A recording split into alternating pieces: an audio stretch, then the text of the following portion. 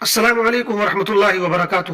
بسم اللہ الرحمن الرحیم۔ امام بخاری ریسرچ اکیڈمی علی گڑھ سے شائع ہونے والے ہفت روزہ الجمعہ میگزین 4 ذی الحجہ 1447 ہجری مطابق 22 مئی 2026 کے مضامین کی آڈیو ریکارڈنگ پیش خدمت ہے۔ پہلا مضمون ہے ابراہیمی نمونہ، محمد فرید حبیب ندوی۔ حضرت ابراہیم علیہ السلام بڑے عظیم رسول گزرے ہیں۔ قرآن مجید میں ان کا تذکرہ بڑی کثرت کے ساتھ کیا گیا ہے۔ یہ جگہ ارشاد ہے قد کانت لکم اسوۃ حسنہ فی ابراہیم والذین معہ الی آخر الآیہ، کہ تمہارے لیے حضرت ابراہیم اور ان کے ساتھیوں میں بہترین نمونہ ہے جب انہوں نے اپنی قوم سے کہا تھا کہ ہمارا تم سے اور اللہ کے سوا جن جن کی تم عبادت کرتے ہو ان سے کوئی تعلق نہیں ہے، ہم تمہارے عقائد کے منکر ہیں اور ہمارے اور تمہارے درمیان ہمیشہ کے لیے دشمنی اور بغض پیدا ہو گیا ہے جب تک تم صرف ایک اللہ پر ایمان نہ لاؤ۔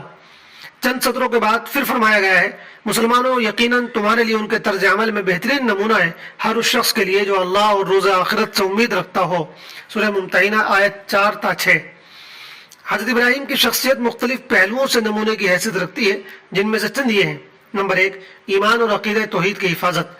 حضرت ابراہیم نے ایسے ملک اور ایسے گھرانے میں آنکھ کھولی جہاں شرک کا بول بالا تھا، اسی ماحول میں ان کی پرورش ہوئی، مگر انہوں نے ہر حال میں اپنے ایمان کی حفاظت کی، وہ دنیا کی کسی طاقت اور لالچ کے سامنے نہ جھکے۔ نمبر 2، کفر اور شرک سے بیزاری۔ وہ کبھی شرک اور مظاہر شرک کی طرف ذرا سا بھی مائل نہ ہوئے، بلکہ ہمیشہ ایسی چیزوں سے نفرت اور بیزاری ظاہر کرتے رہے جو عقیدہ توحید سے میل نہ کھاتی ہوں۔ نمبر 3، اللہ سے محبت۔ حضرت ابراہیم نے اللہ سے ایسی محبت کی کہ خود اللہ تعالیٰ نے ان کو اپنا خلیل یعنی دوست بنا لیا۔ انہوں نے مال و دولت، وطن اور اولاد، ہر چیز سے بڑھ کر اللہ سے محبت کی۔ نمبر 4، اللہ کی اطاعت و فرما برداری۔ وہ ہمیشہ اللہ کی اطاعت و فرما برداری کرتے رہے، کبھی اس کے حکم سے سرتابی نہیں کی۔ انہیں جو بھی حکم ملا انہوں نے اس کے آگے سر جھکا دیا، یہ بھی نہیں دیکھا کہ اسے ماننے میں فائدہ ہے یا نقصان، یا یہ کہ وہ عقل میں آ رہا ہے یا نہیں۔ انہوں نے ہر چیز سے اوپر اٹھ کر اللہ کی فرما برداری کی۔ نمبر 5، اللہ کے لیے قربانی۔ انہوں نے اللہ کے لیے اپنی طرف سے ہر چیز قربانی کے لیے پیش کر دی، اپنی جان، گھر بار، مال و دولت، حتیٰ کہ اپنے بیوی بچے بھی قربانی کے لیے پیش کر دیے۔ نمبر 6، اولاد کی ایمانی تربیت کی فکر۔ انہوں نے اپنی اولاد کی ایمانی تربیت کی اور ہمیشہ اس بات کی فکر کرتے رہے کہ ان کی اولاد آگے چل کر کہیں گمراہی کے راستے پر نہ چل پڑے، چنانچہ ہمیشہ اللہ تعالیٰ سے بھی اس بات کی دعا کرتے رہے اور وفات سے پہلے اپنے بچوں کو وصیت کر کے بھی گئے کہ بچوں، اللہ نے تمہارے لیے دین اسلام کو منتخب کیا ہے، اس لیے تمہیں موت اس حال میں نہ آئے کہ تم مسلمان نہ رہو۔ نمبر 7، اللہ کے گھر کی تعمیر۔ انہوں نے دین کا ایسا مرکز تعمیر کیا جہاں سے ہر دور میں ایمان کی ہوائیں چلیں اور جہاں سے ہدایت کی روشنی پھوٹی۔ ان کا بنایا ہوا گھر کعبۃ اللہ شریف آج بھی ہدایت کا مرکز بنا ہوا ہے۔ نمبر 8، دعا۔ حضرت ابراہیم ہمیشہ اللہ تعالیٰ سے دعائیں کرتے رہتے تھے۔ قرآن مجید نے ان کی کئی دعاؤں کو نقل کیا ہے، ان میں اولاد پیدا ہونے کے لیے دعا، مغفرت کی دعا، اپنی نسل کے لیے گمراہی سے حفاظت کی دعا، نیک نامی کی دعا اور آخرت میں کامیابی کی دعا خاص طور سے قابل ذکر ہیں۔ غرض یہ کہ حضرت ابراہیم علیہ السلام کی زندگی میں بے شمار پہلو ہیں جن سے ہم رہنمائی حاصل کر سکتے ہیں۔ آج جب کہ ہم دین سے دور اور دنیا کی محبت میں گرفتار ہوتے جا رہے ہیں، حضرت ابراہیم کی زندگی ہمیں آئینہ دکھاتی ہے۔ آج جب کہ ہمارے لیے اللہ کی خاطر معمولی سی قربانی پیش کرنا بھی مشکل ہو چکا ہے، حضرت ابراہیم کی قربانی بھری زندگی ہمارے لیے نمونہ بن کر سامنے آ جاتی ہے۔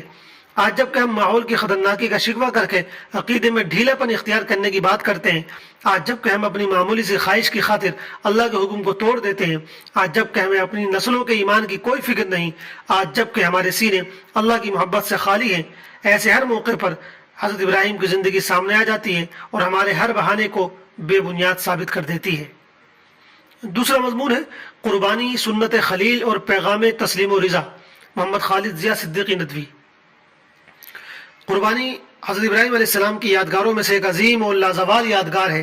قرآن کریم سے معلوم ہوتا ہے کہ اللہ تعالیٰ نے حضرت ابراہیم علیہ السلام کو متعدد کٹھن آزمائشوں اور قربانیوں سے گزارا اور وہ ہر امتحان میں سرخرو ہوئے۔ اس بے مثال کامیابی کی سب سے بڑی وجہ یہ تھی کہ ان کے دل میں اپنے رب کے حکموں کو ماننے کا بے پناہ جذبہ موجود تھا۔ انہیں اللہ تعالیٰ کی طرف سے جو حکم بھی ملتا اسے بلا چوچرا مان لیتے۔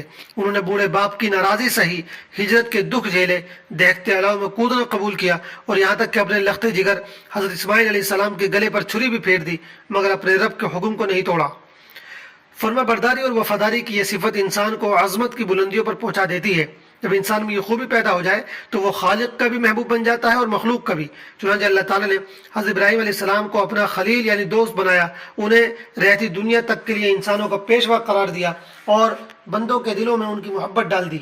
یہ انہی کی لازوال قربانیوں کا صدقہ ہے کہ آج ہزاروں سال گزرنے کے بعد بھی کائنات کا ذرہ ذرہ ان کی محبت اور عظمت کا گواہ ہے اور ہر صاحب استطاعت مومن ان کی سنت کو زندہ کر رہا ہے۔ آج ہمارا سب سے بڑا المیہ یہ ہے کہ ہم کسی بڑوں کی بات تو کیا، اللہ اور اس کے رسول صلی اللہ علیہ وسلم کے احکام کو بھی اسی وقت تسلیم کرتے ہیں جب وہ ہماری عقل کے معیار پر پورے اترتے ہیں یا ہمارے مفادات سے میل کھاتے ہیں۔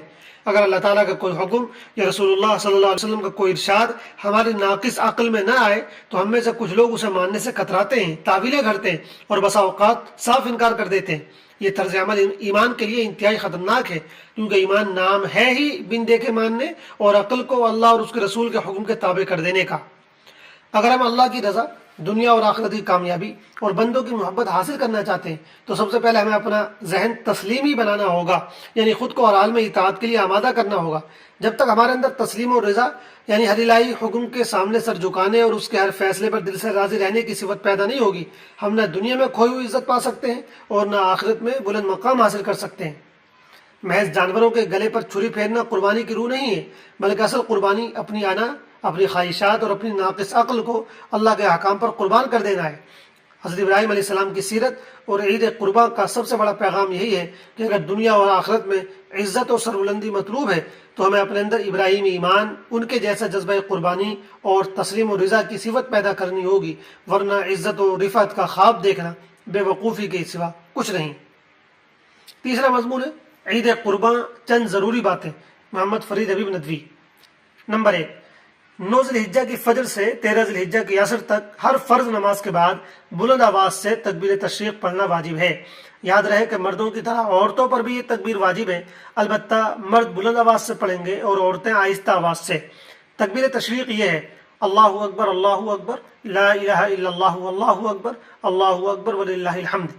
اسی طرح عید الاضحیٰ کی نماز کے لیے جاتے ہوئے اور واپسی کرتے ہوئے یہ تکبیر بلند آواز سے پڑھنا بھی مستحب ہے۔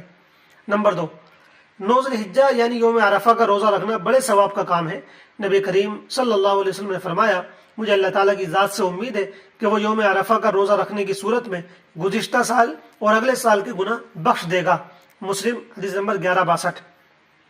نمبر 3، عید سے پہلے والی رات میں عبادت کرنا بڑی فضیلت کا سبب ہے۔ حدیث پاک میں ہے کہ نبی صلی اللہ علیہ وسلم نے فرمایا: جو شخص عید الفطر اور عید الاضحیٰ کی راتوں میں حصول ثواب کی امید کرتے ہوئے عبادت کرے، اس کا دل اس دن مردہ نہیں ہوگا جس دن سب دل مردہ ہو جائیں گے، یعنی وہ فساد کے زمانے میں گمراہ ہونے سے اور قیامت کے دن گھبراہٹ سے محفوظ رہے گا۔ سنن ابن ماجہ حدیث نمبر 1782۔ نمبر 4، عید کے دن عید کی نماز سے پہلے کوئی بھی نفل نماز، خواہ اشراق ہو یا چاشت، پڑھنا مکروہ ہے، اور عید کی نماز کے بعد زوال تک عیدگاہ میں نفل پڑھنا مکروہ ہے، البتہ گھر آ کر پڑھ سکتا ہے۔ نمبر 6، عید کے دن صفائی ستھرائی کا خاص خیال رکھیں۔ اسی طرح قربانی کی تصاویر اور ویڈیوز سوشل میڈیا پر شیئر کرنے سے پرہیز کریں۔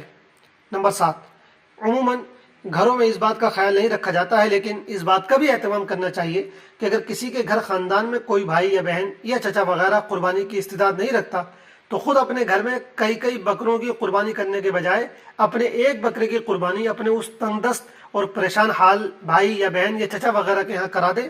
اس طرح قربانی یقیناً اسی کے نام پر ہوگی جس کا بکرا ہوگا، بس اس کے ذریعے کسی گھر میں قربانی اور عید کا ماحول بن جائے گا اور یقیناً آپ کو اس کا دوہرا اجر ملے گا۔ یہ آخری بات جناب ابو الاعلیٰ سبحانی صاحب کے مضمون سے ماخوذ ہے۔ چوتھا اور آخری مضمون ہے مسائل، قربانی کا طریقہ اور دعا۔ افضل یہ ہے کہ ذبح کے وقت ذبح کرنے والے کا رخ بھی قبلے کی جانب ہو اور قربانی کے جانور کا بھی۔ اس کا بہتر طریقہ یہ ہے کہ جانور کو بائیں کروٹ پر اس طرح لٹایا جائے کہ اس کا گلا اور منہ قبلے کی جانب ہو جائے۔ اس صورت میں دونوں قبلہ رو ہو جائیں گے۔ پھر اگر یاد ہو تو یہ آیت پڑھیں: انی وجہت وجہی للذی فطر السماوات والارض حنیفا وما انا من المشرکین ان صلاتی ونسکی ومحیای ومماتی للہ رب العالمین۔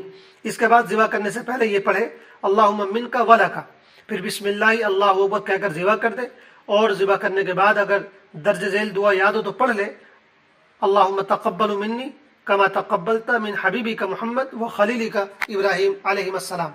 اگر کسی اور کی طرف سے ذبح کر رہا ہو تو منی کی جگہ من کے بعد اس شخص کا نام لے لے۔ یاد رہے کہ اگر یہ دعائیں یاد نہ ہو تو پریشان ہونے کی ضرورت نہیں، صرف بسم اللہ اللہ اکبر پڑھ کر ذبح کرنے سے بھی قربانی درست ہو جائے گی۔ اسی طرح اگر رخ قبلے کی جانب نہ ہو پائے تب بھی کوئی حرج نہیں۔ والسلام علیکم ورحمۃ اللہ وبرکاتہ۔